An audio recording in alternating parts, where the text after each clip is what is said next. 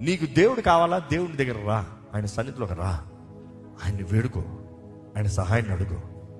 మనుషుల్లో తునీకరించవచ్చు, మనుషులు అవమానపరచవచ్చు, మనుషులు గాయపరచవచ్చు. అది మనుషుడు బుద్ధే, కొత్త ఏం కాదు.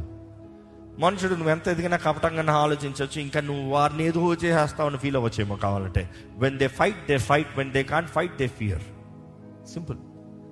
దేవుడు నీకు ఇచ్చిన దాన్ని బట్టి నీ హృదయం అలా కాపాడుకుంటాను. ఎందుకంటే చివరికి మన ఆత్మ ఫలం గురించి ఫలించాలని ధ్యానిస్తూ మంచితనం గురించి మాట్లాడుతాం. వారి కీడు ఉద్దేశించిన నువ్వు మేలు చేయగలవా? They didn't understand, can you understand? They didn't know, can you know? They don't believe, can you believe? చూసి ఈరోజు హృదయ పరీక్ష మనకండి. ఇతరులు ఏం చేశారు కాదు, నీవు ఏం చేయబోతున్నావు.